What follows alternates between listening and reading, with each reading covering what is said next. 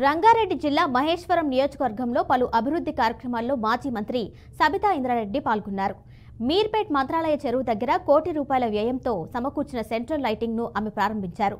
ఈ సందర్భంగా అక్కడ ఓ ఆసక్తికర ఘటన చోటు చేసుకుంది. ఓ యువకుడు సబితతో మాట్లాడుతూ మేడం మళ్లీ పార్టీ మారొద్దు, మీరు కేసీఆర్ ఎల్లప్పుడూ కేసీఆర్ వెంటే ఉండాలని సూచించారు. కాంగ్రెస్ ప్రభుత్వ పాలన బాగాలేదని విమర్శించారు.